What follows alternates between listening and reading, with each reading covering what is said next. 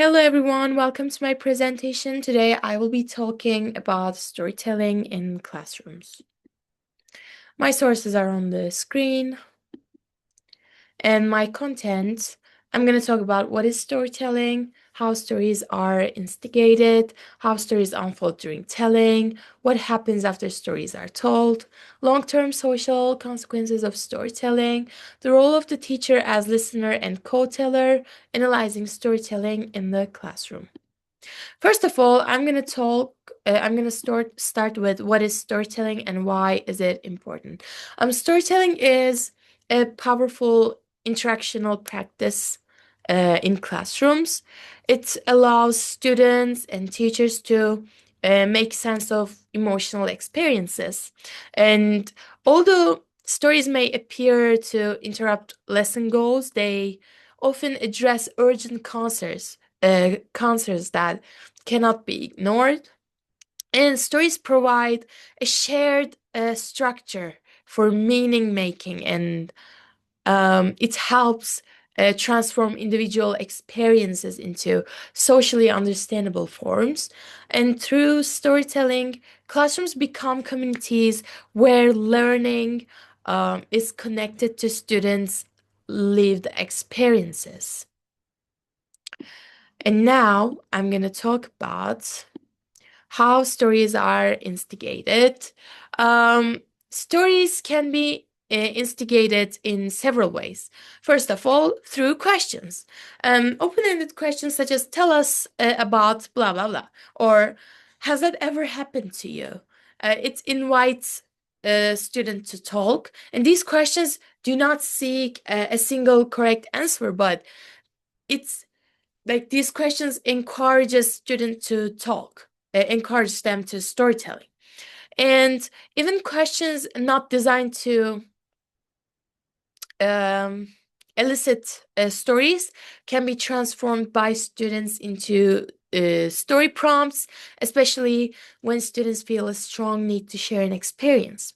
And second one is through objects. Everyday classroom objects such as books, clothing, notebooks, um, postures, maybe toys, can act as storytelling aids.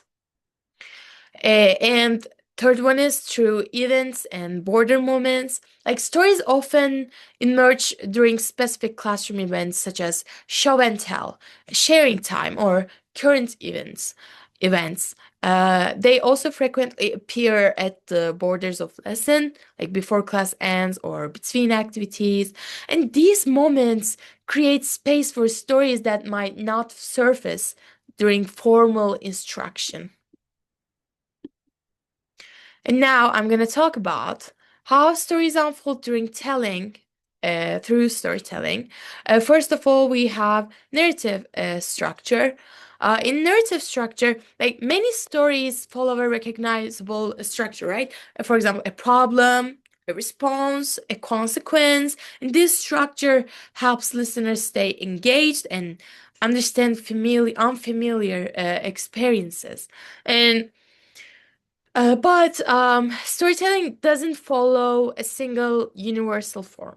Narratives vary across cultures, communities, and individuals, even individuals.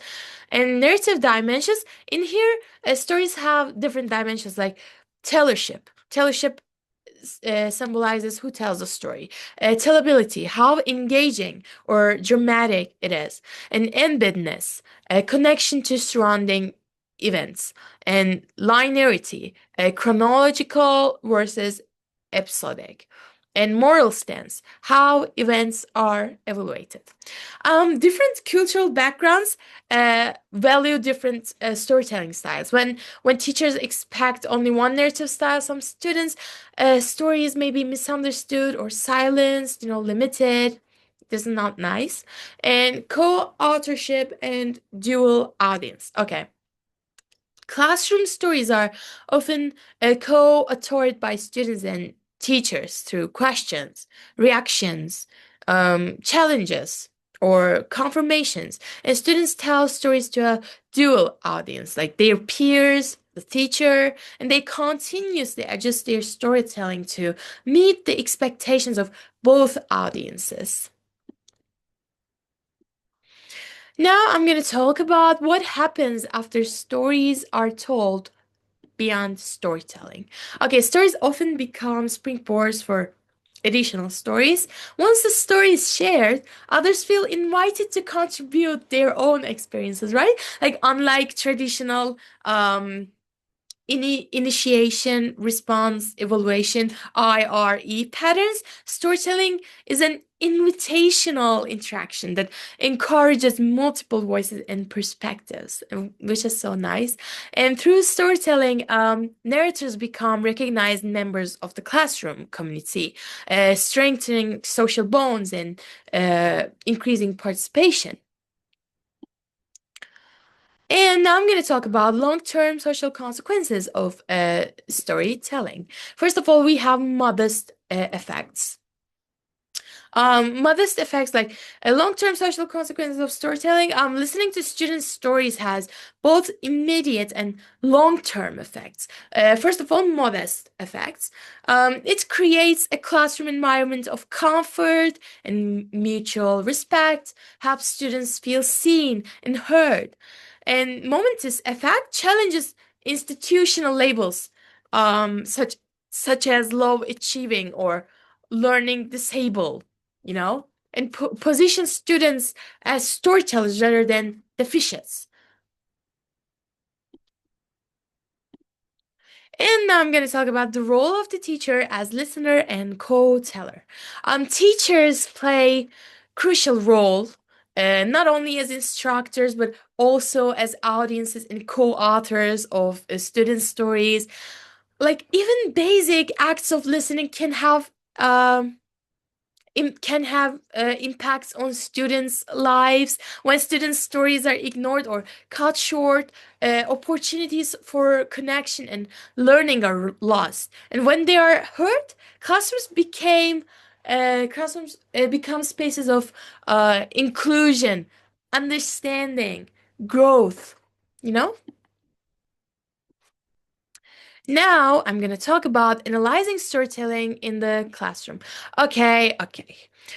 Um, to analyze storytelling interactions in our classrooms, we have some ways. First of all, record classroom talk, audio, video if possible, and transcribe a storytelling sequence, and identify hotspots.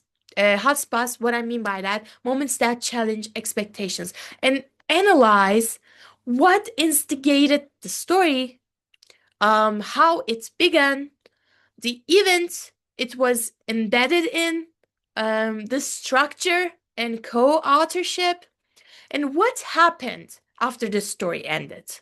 Reflect on possible long-term consequences. This process helps teachers better understand storytelling as a central component of classroom interaction and learning. Thank you so much, guys, for listening to me. I hope you guys enjoyed my presentation. See you next week. Bye.